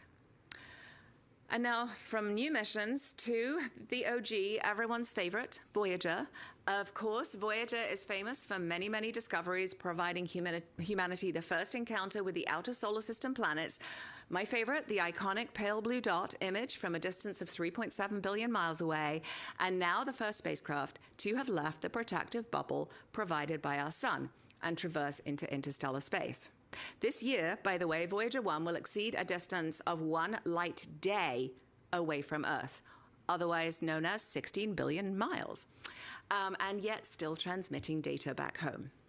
Voyager became a serendipitous interstellar traveler, but many community studies have looked at what it would take to move fast through the solar system and truly explore interstellar space. This would be a mission that would build on the legacy of Voyager to travel farther than any human-built object in history to explore our habitable astrosphere and uncover new worlds. This is another concept that would be ripe for innovative partnerships to create a mission that would bravely aim to rival the top speed of Parker Solar Probe. And you may be wondering what this image is. This is Da Vinci. Apart from being a very cool mission that is going to Venus, it will showcase technical and scientific innovation by returning to this deep, hostile atmosphere. Beyond that, this mission allows us to demonstrate probe technology, which is so relevant for other destinations like Titan, Europa, Saturn, Uranus, Neptune, and even the deep oceans here on Earth. You can think of it as a key milestone for a capability critical to the future of planetary science. The ice giant Uranus is arguably the closest analog we have to the most common exoplanets. Yet only one spacecraft has explored it. 35 years ago, yep, you guessed it, Voyager 2. The planetary science community has recognized this as the next destination on our path to understanding the origins of the solar system. The 60th anniversary of the Voyager 2 flyby could be celebrated by the arrival of the next visitor to Uranus. But we would need your help to make that happen. Building on the decadal mission concept and the technology from the Da Vinci probe, who wants to join us to enable a Uranus orbiter and probe? These are just a few examples of the big swings we could potentially take together in partnership with philanthropic organizations, private companies, and our international partners. We're extremely excited to hear from you tomorrow and in the conversations that follow. What are the concepts you're interested in bringing to life, and what other ideas at this scale do you have? There are many other science objectives that have been recommended as priorities by the community, and we would love to see them executed in the near term. These are the kinds of missions that move the cutting edge significantly, resulting in discoveries and tech developments that not only influence our science missions, but deliver value to the public. I certainly hope it is clear to you that we want to do more. And you guessed it, we're releasing another RFI. So the RFI for Science as a Service, which we're very proud of as it spans the Science Mission Directorate. We're seeking technologies needed to expand commercial business cases when NASA investments, think things like validation, flight access, integration support, et cetera, could reduce technical, schedule, or financial risk. The RFI will help identify NASA science mission concepts or technology demonstrations which could be attractive for commercial hosting, adoption, or downstream commercialization. Things like, instruments as product lines, data as a service, analytics, etc. And it will help inform NASA of operational and integrational needs that better align technology development with commercial development cycles, platform interfaces, and investment strategies. This and all the other RFIs we released today are just one way that we gather feedback and ideas and identify opportunities to collaborate. The science community tells NASA what its priorities are, and through a number of avenues, including the national academies, the decadals, conferences, and workshops. And when we go to those events, we aren't just presenting NASA's perspective, we are really eagerly listening to the questions that are asked and the themes that are top of mind. In fact, I've literally just come back from the National Academy Space Studies Annual Space Science Week, where I had a chance to inspire that group with all of the great things at NASA Science. But before I close, I want to do one more big reveal. It is a brand new image from the James Webb Space Telescope. This is an infrared view of Saturn, and it's showing the icy, I know, I said wow when I looked at it on Saturday afternoon. It's glowing icy rings, the layered atmosphere, and several moons, including Titan, which is the destination for our mighty Dragonfly mission. NASA represents the best of what makes us American. Grit coupled with creativity, strength merged with empathy. We must continue to lead. The world deserves to have curiosity, innovation, and peace to continue to reign in space. There is no doubt that the past months have tested us. We've gone through a lot of change and much of it unexpected, but NASA has weathered periods of change in the past. This is our moment to be forged in fire and come out stronger with renewed commitment to our purpose. What I have laid out here today is a compass. It's a shared direction for how we think, how we operate, and how we lead the world in space. Over the coming months, we will redefine this vision together. We will integrate our teams more deeply around common challenges, continue to modernize our infrastructure and decision processes, strengthen science collaboration to improve speed and transparency, and engage our partners earlier and more strategically. I am deeply, deeply proud of this community of scientists, engineers, problem solvers, entrepreneurs, and leaders. I am so grateful to have a front row seat in what we accomplish every day, the jaw-dropping creativity and the teamwork that it takes. As we look forward to more discoveries in the coming year, including doing some truly mind-bending science on Artemis 2, I ask each of you to join me in remaining excited and focused on reaching for the stars, as only NASA can. Thank you very much.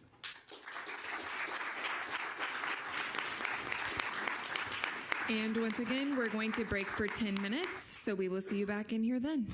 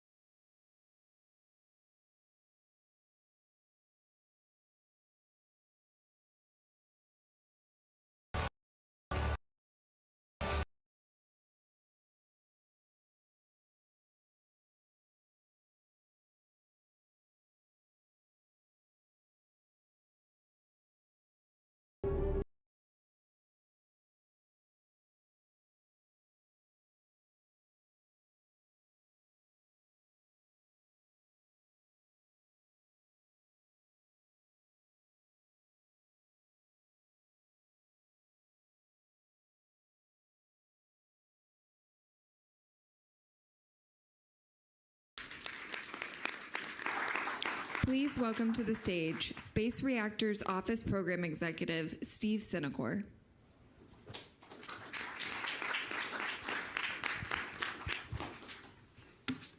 All right, good afternoon, everyone. So I want to start by acknowledging the incredible graphics team who put that inspiring video together. So if we could give them a round of applause, please do. And I want to personally thank them for giving me the challenge of presenting a static 45-minute PowerPoint presentation immediately after that. So we'll see if I have what it takes to keep the excitement going. See what you did there. You did, yeah. Good dad joke. So I'm Steve Sinacore. I'm the program exec for the Space Reactors Office, and I'm responsible for delivering Space Reactor 1 Freedom, the vehicle you saw, the first nuclear-propelled spacecraft in human history to leave Earth orbit on an interplanetary mission. As Administrator Isaacman announced, the nation is getting underway in space on nuclear power, and we will start by flying a nuclear electric propulsion demo to Mars in December 2028 that would deliver an extraordinary science payload in Skyfall. This effort will catalyze a sustained cadence of space nuclear missions that will power the future of American space exploration. And today, I'll walk you through why we use space nuclear power, how we do it, and who will make it. Next slide, please. Oh, we're already there. Let's start with the basics. Nuclear power in space does not just enhance deep space exploration, it enables it. Through increased energy density, nuclear power will keep lunar bases operating through the 14-day, 354-hour night. It will power the missions on the surface of Mars, where without it, the alternative is football fields of solar panels that will be ineffective during dust storms. And nuclear power provides the continuous, reliable, and plentiful energy that will enable surface manufacturing and the ability to make propellant on Mars that brings crews home. Future sustained robotic or human presence missions will require the energy density that nuclear power provides. Nuclear power also unlocks deep space. Past Jupiter, the sun is just another star. Solar cell efficiency drops to 4% at Jupiter, requiring extremely large solar panels, and it's effectively zero beyond that. And for deep space missions, chemical propulsion cannot escape its own mass fraction. These are not engineering problems. They are physics constraints, and nuclear power is the answer. Additionally, nuclear-powered electric propulsion spacecraft will move cargo in space like railroads move freight on Earth, with incredibly high efficiency compared to chemical propulsion. And nuclear also brings more innovation to the game, allowing for higher power, more thrust, and eventually exotic propulsion concepts that will open up the art of the possible for future exploration missions. So, why don't we already have it? So here's the record. The United States has launched one flight reactor, SNAP-10A, in 1965, over 60 years ago. Since then, more than a dozen flight programs have been attempted and over $20 billion spent to date.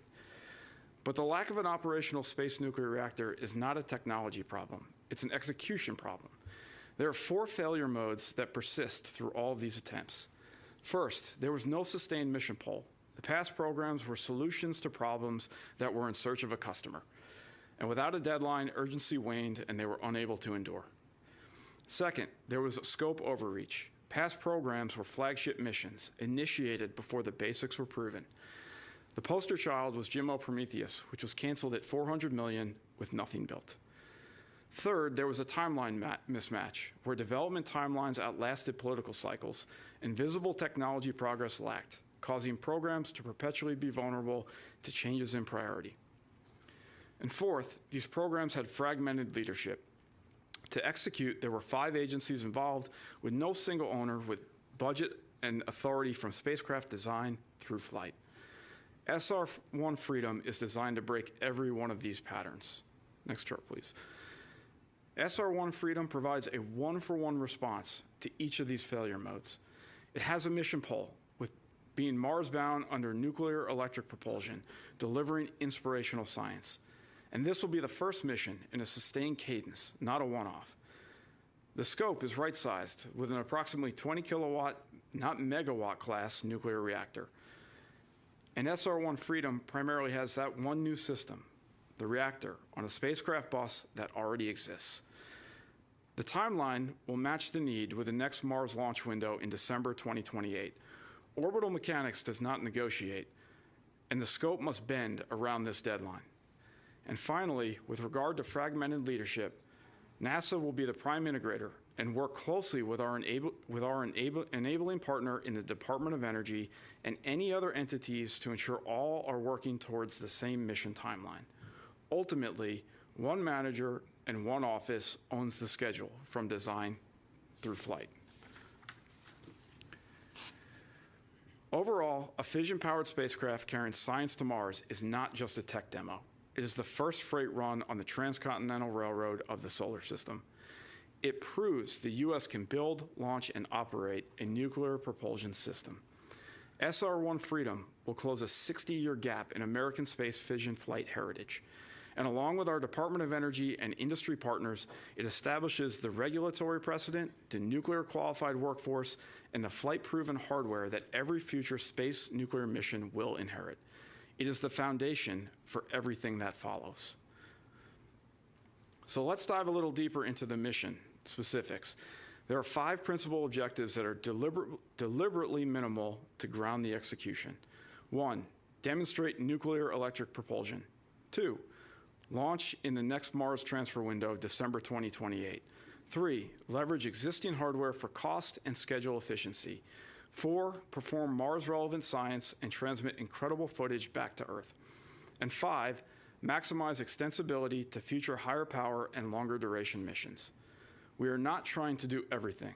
We are trying to do the hard thing, which is operate a coupled nuclear reactor, power conversion, and electric propulsion thruster system beyond Earth orbit for the first time ever. With regard to the mission timeline, we will launch into a trajectory with sufficient orbital energy to escape Earth orbit, putting SR-1 Freedom on a path to Mars. Within hours after launch, the solar arrays deploy and the systems are verified. Within 48 hours after launch, the fission reactor starts, and SR-1 Freedom electric thrusters are powered by the nuclear reactor. And after approximately 1 year, we reach Mars. Science is conducted, imagery is transmitted, and Skyfall is released. 3 of the 5 core requirements are met within the first 48 hours of launch. We will enable science at the frontier and inspire the next generation of explorers through delivery of Skyfall to Mars, which is an exciting new mission that builds on the success of the Ingenuity Mars helicopter. Targeting a future human landing site, Skyfall will deploy a team of 3 helicopters to do landing site scouting and characterization of subsurface water ice. Next chart, please.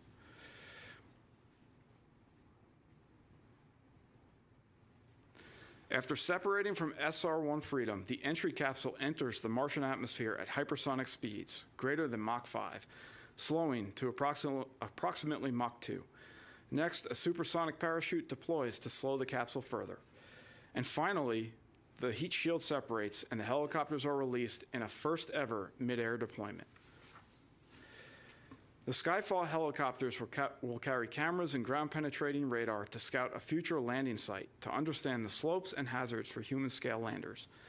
They will also map and characterize the subsurface water ice to find out where the water ice deposits are, along with the size, depth, and other important characteristics. In addition to this incredible mission, we're going to explore other opportunities, such as student-led science payloads, to further engage the next generation directly. So let's explore the vehicle a little bit more. Starting at the business end of the spacecraft, the reactor, on that far side of the screen, it will be approximately 20 kilowatts electric, fueled with HALO UO2 fuel, transfer its heat through heat pipes, and have a boron carbide radiation shield. Moving towards the electric thrusters on this side, the advanced closed Brayton cycle power conversion system will convert that reactor heat into electricity. Moving further along the boom, which is required for separating the reactor from the spacecraft bus electronics, the large structure you see is the heat rejection system, which are high-performance, lightweight composite titanium and titanium radiators. And for the backbone of it all, NASA will repurpose the power and propulsion element to provide the spacecraft bus, the brains of the vehicle. Of note, it will provide high-rate direct-to-Earth communications so we can get that data and imagery back home, and up to 48 kilowatts of advanced electric propulsion. These are the thrusters that nuclear power is driving. So what do we mean when we say SR1 Freedom is the foundation for everything that follows? It is a pathfinder, not the blueprint. In 2028, SR1 Freedom provides an opportunity to fly and learn. We will gain real operational experience on a space nuclear reactor, power conversion, and advanced electric propulsion thrusters. We will establish flight heritage and set regulatory and launch precedent. And we will activate an industrial base to provide components and subject matter experts, ultimately enabling quicker follow-on missions. In 2030, we will plan for Lunar Reactor 1, and the trade space reopens. It will be informed by SR1 data and leverages SR1 technology, but adapted for the lunar environment. This is a new industry opportunity. We will seek input from potential providers as early as June 2026. LR1 will inherit SR1 ground and flight data on the reactor and power conversion performance, regulatory and launch approval precedent, integration knowledge and lessons learned, activated industrial base and workforce, and testing, integration, and launch infrastructure. What design space reopens for LR1 will be the reactor size and power conversion, surface thermal rejection architecture, landing loads, dust tolerance, surface ops, balance of plant optimization, and industry competition for build and delivery. And with fast follower missions, the door opens wider. We will put RFIs and RFPs on the street for providers to compete on design and cost studies and hardware development. This is the pathway from government-led demonstration to commercially built systems. And then in the 2030s, we will scale up and move into production. We are talking hundreds of kilowatts to megawatt class reactors for all nuclear applications. Higher power missions to the moon, human missions to Mars, with commercial participation and repeatable production. Overall, industry, in partnership with NASA and the Department of Energy, will power the build of SR1 Freedom. Industry builds the major reactor and spacecraft subsystems, shielding, heat transfer, power conversion, heat rejection, and instrumentation and controls. NASA provides the spacecraft bus with the electric propulsion thrusters, power management and distribution, spacecraft structure, mission integration and operations, system integration and test, and launch. The Department of Energy provides the reactor design and integration, nuclear fuel, and launch safety analysis. And as the pictures show, a lot of hardware exists or is in development across every major subsystem, making this achievable. But make no mistake, this is not a government research and development project. This is an American industrial campaign that provides the parts and expertise needed to implement SR1 Freedom and build the foundation for the future. Now let's talk a little bit about notional timeline. The SR1 Freedom schedule needs to be aggressive, with significant activities occurring at NASA, the Department of Energy, and in industry. Starting now, 5 parallel work streams kick off. Hardware and software development, ground test and mission operations planning and preparations, launch site preparations, regulatory and environmental coordination, and payload development. Significant design is complete and hardware development started in June of 2026. Major subsystems are ready for assembly, integration, and test by January 2028. And in October of 2028, SR1 Freedom arrives at the launch site. And just a couple months later, we will launch and head to Mars. We will require the best of what this country has to offer, and we will need support from across the United States to achieve our objective. Space Reactor 1 Freedom will unleash American ingenuity to get America underway in space on nuclear power, enable extraordinary science on Mars with the delivery of Skyfall, and set a precedent for all future space nuclear endeavors. SR1 Freedom will put the United States of America in the driver's seat of this enabling technology. Thank you.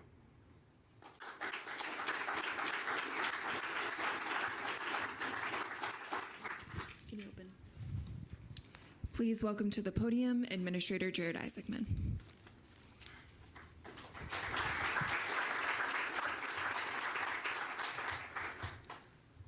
Okay. quite a day, huh?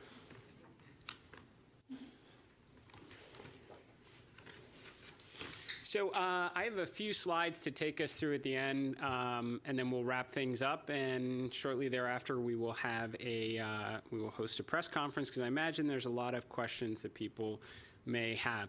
So, we can talk about all these, really transformational endeavors today, the real exciting stuff, returning to the moon, building a moon base, lots of great science, multiple commercial space stations someday, building a nuclear-powered mission.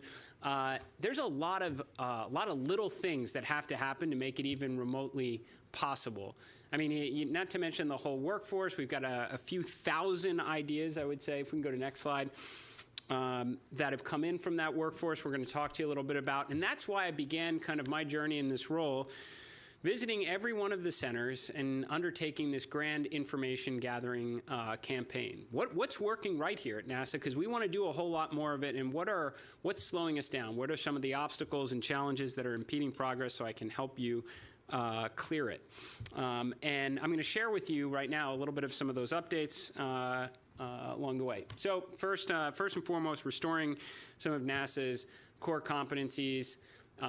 What I found, and this probably surprises some folks, about 75% of the NASA workforce is made up of contractors, and that's not when we say we buy something from a Boeing or a Lockheed and counting their workforce. That is our workforce. About 75% is contractors. And some are in areas that make tons of sense. Cybersecurity. I don't think NASA was created as an agency to be the best at cybersecurity or IT systems.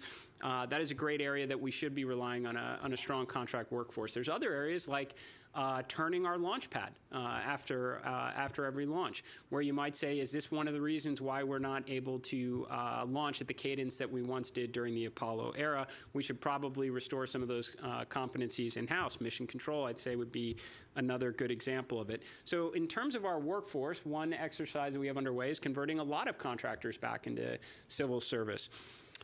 Then I would say also there's an opportunity to grow and mature some of the young talent that comes into NASA. Now, very fortunate for us, NASA's got a pretty recognizable logo all around the world. There's a lot of kids that want to grow up someday and join and contribute to the great endeavor that we are undertaking at NASA. Hopefully a whole lot more when they start seeing us go around the moon and return to it in the near future. But how do you grow and experience some of that talent, especially when we're not the only game in town? There's a lot of expertise in industry, and this is where we've partnered with OPM to create NASA Force, which is a component of their tech force.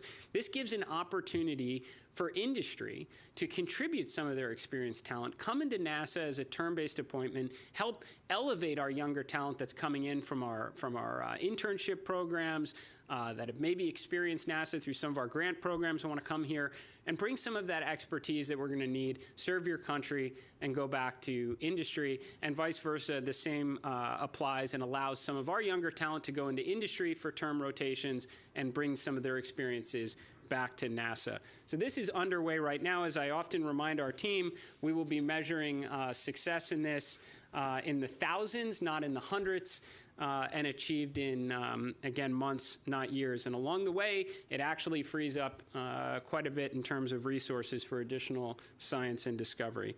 Next slide. President Trump's one big, beautiful bill afforded us a $1 billion investment to modernize our infrastructure. This has been a problem at NASA if you've been following along for quite some time. I had an opportunity to go around and tour some of our facilities. I stopped at one center, and there was a sign on the door that said, "Do not enter asbestos." And then I went to another center, and there was a sign that said, "Do not enter asbestos and snakes." So I'm incredibly grateful for President Trump and our representatives in Congress who have given us the resources to start making some very targeted investments, and we're already deploying those resources now.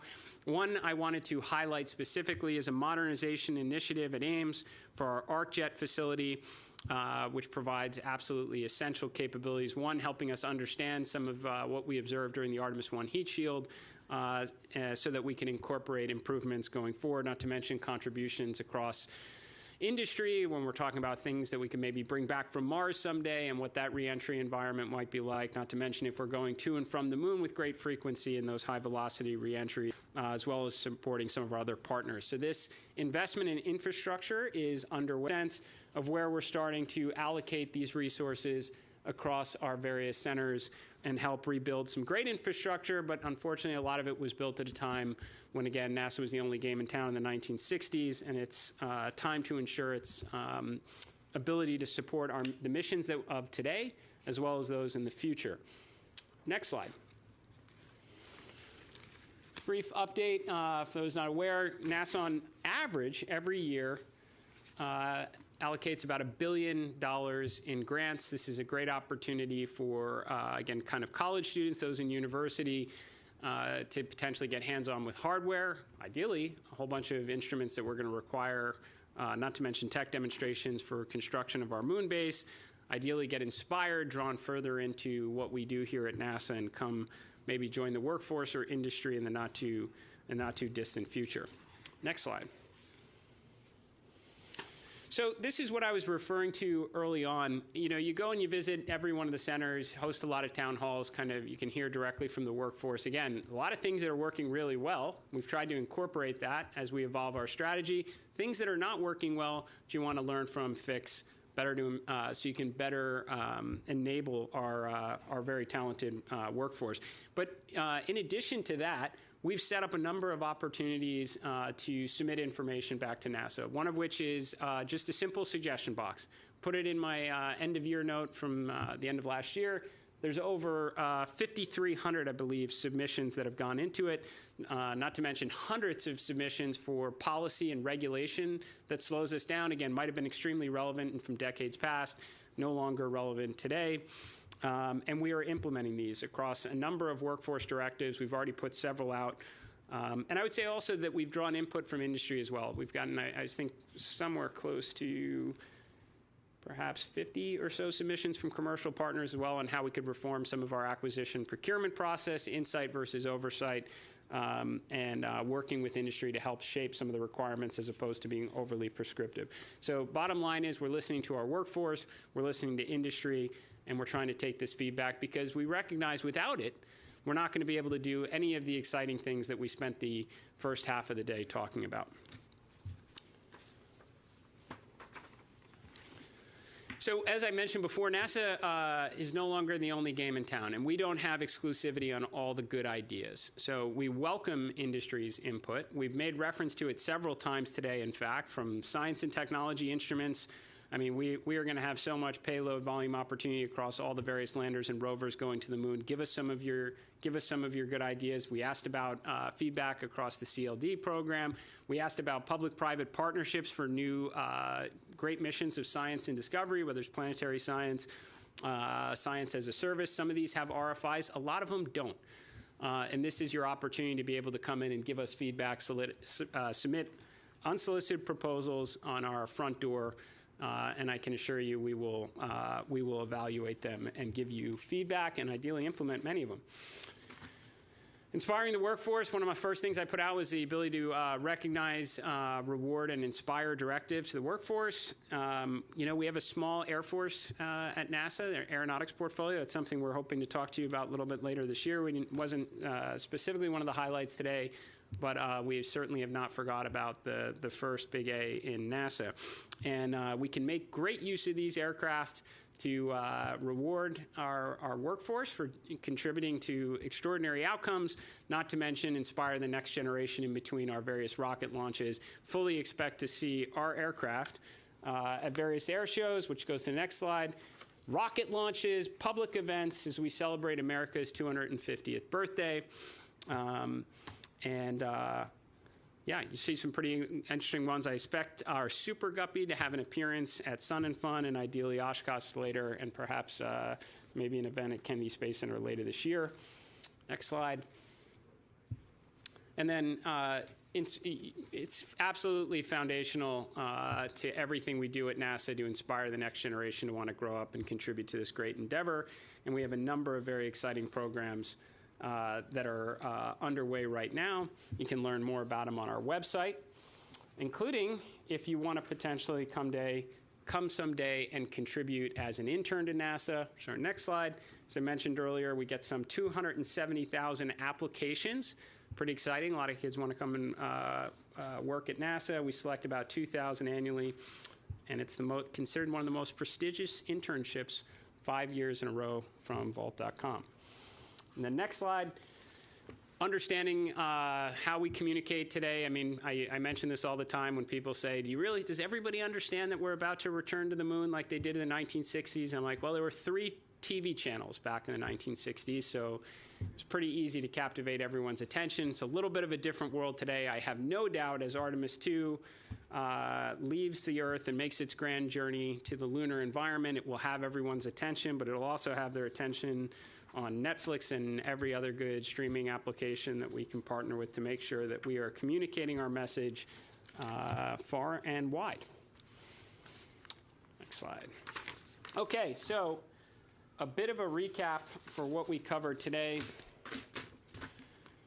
We started with returning to the moon. A lot of this was previously covered in late February when we had to bring Artemis II back to the vehicle assembly building. We decided to pull forward.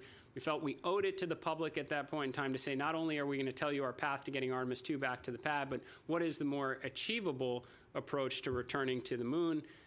We talked about standardizing the vehicle with respect to the upper stage, rebuilding core competencies so we could turn around at the pad faster, adding another mission in 2027 to buy down some risk, which is Artemis III.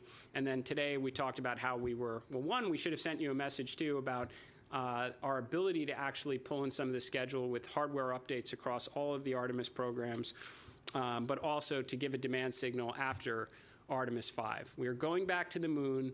We are going back to stay. That is going to require frequent and affordable missions to the lunar environment, 2 different pathways, eventually targeting crewed landings every 6 months, so we never give up the moon again. And when we get there, we're going to build a moon base. I think this is very exciting to talk about, to do it in a very logical way, a whole phase of experimentation.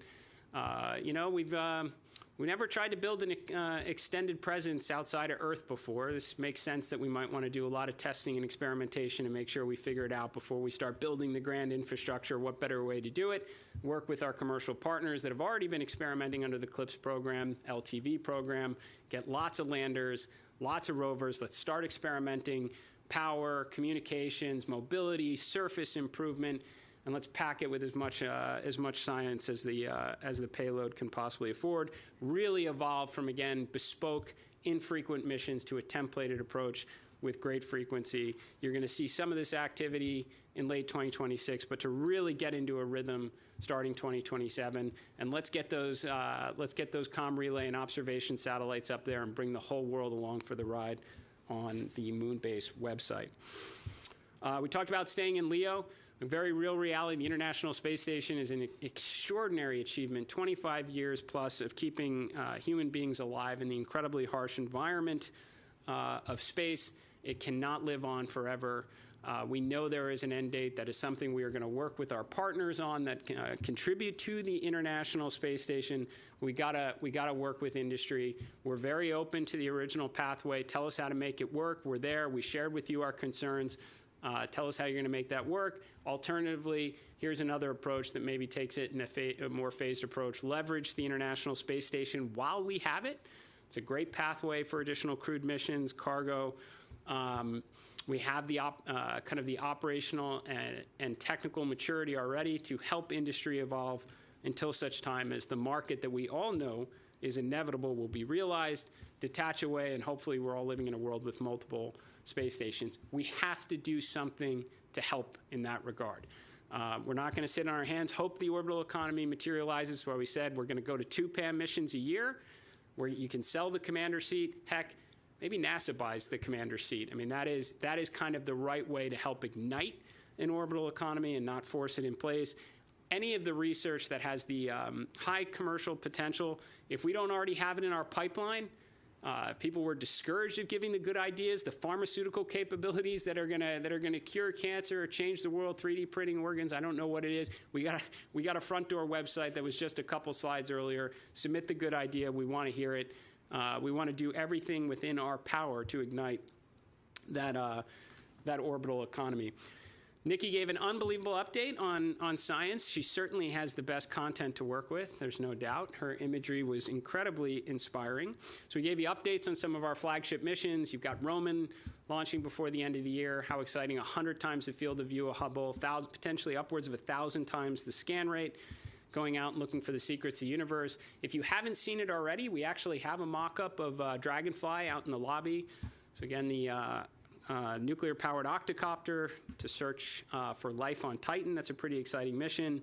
Rosalind Franklin's coming up. We're actually going to have, think about it, have 3 nuclear-powered payloads that are going to launch in 2020, or payloads or spacecraft that are going to launch in 2028. Rosalind Franklin, Dragonfly, and SR-1 Freedom. Pretty exciting to think about, all in a short period of time. We acknowledge there's got to be ways we can do science more efficiently. Time to science absolutely matters. The cost associated with it. We have a very good budget here. There's a lot of unfunded scientific missions that Nikki talked to you about that we'd love to undertake. We either will find the efficiencies internally to figure out how to pursue them, or we welcome public-private partnerships. We talked about Eric Schmidt and his foundation, the $1 billion he's contributing into planetary science. Others have reached out as well. Two other organizations reached out and said, how do we partner with NASA maybe to pursue some of these unfunded science missions? We'd absolutely love it. Surely there has to be ways, whether it's when you already have constellations of satellites being produced through factories now for various Earth observation capabilities, is our RFI going to yield any updates in terms of new scientific instruments that can be incorporated to potentially close out the gaps with some of the more expensive or bespoke satellites that we have historically purchased to get after that data, again, whether it's Earth observation, space weather, and free up additional resources to pursue some of the missions like Dragonfly that if we don't pursue, maybe no one else will. And then getting underway under nuclear power in space. So I find this very exciting because I think this fits squarely into what NASA is meant to do. The near impossible, again, what no one else should be able to close a business case on. That's where NASA should put our efforts. Now, for sure, industry is doing an absolutely fantastic job. Launch, observation, communication, chemical propulsion. This is what we want industry to be doing. Competitive dynamics, improving the quality of the capability and bringing costs down. That's what we want. We should then shift our attention to what no one else is capable of doing.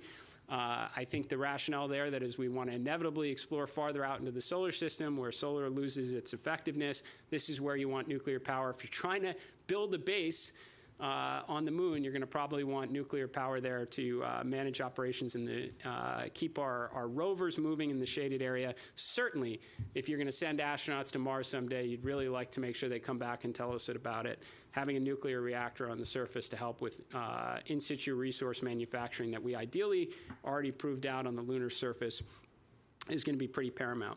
I also call attention to that when every one of these slides is meant to convey something like really exciting, transformative, but inherent with every one of them is also a challenge, a problem, things we got wrong, real dollars that were lost, years lost. So when a lot of people ask us, how are you going to be able to do all this within the resource you have available? And I continue to tell them, NASA does not necessarily have a top-line problem. We get a lot of resources. We may not always allocate them that efficiently. Steve talked about SR-1. One of the first slides says we've spent $20 billion on dozens of failed nuclear power and propulsion initiatives.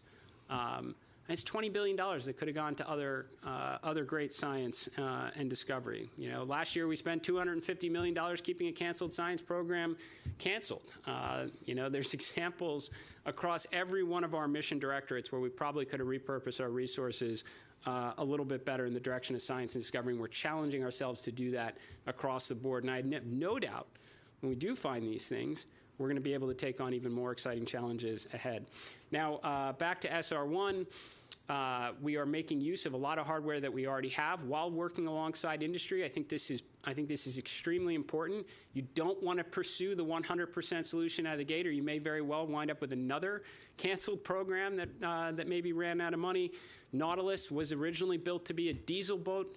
I think Hyman Rickover referred to it as the 70% solution. Well, it was the 70% solution that gave birth to the nuclear navy. And I think we're on a similar path right now. And along the way of just proving out those important capabilities in the first 48 hours after the mission launches, we are going to get to Mars and drop off a pretty inspiring scientific payload. Send back also a lot of other imagery and data along the way, including some student-led science.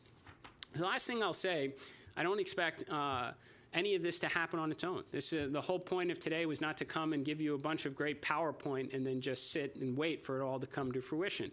This is about action right now. It's why we're dropping RFIs. We want to hear back from people. Not weeks from now, we want to get moving. This is why we're having breakout sessions tomorrow. We're going to be available to have these conversations. Why we repeatedly refer to embedding our workforce, our subject matter experts, with every one of our vendors that needs it, every one of the subcontractors, again, every component on the critical path in an active role to help. And we know we are part of the problem in a lot of these cases. Like, we've got a lot of dated policy, things that maybe, again, made sense long ago, not always today. So let them take an active role and say, this is the right approach. Industry is telling us the way to achieve our objective. Let's let them do this. Or, hey, the supply chain's broken here. We got to build this valve. I don't know what to tell you, but we're not getting back to the moon if we don't do it. Great. That's why we're going to embed our workforce to do it, to drive outcomes. So, lot to cover right now. I'm sure there are a lot of questions. I appreciate everybody sitting through all of our presentations today, hearing from us. We can't do this without you, from the workforce to our partners in industry, and especially our international partners. We don't ever do this alone. We do it together. We're going to change the world together. So thank you.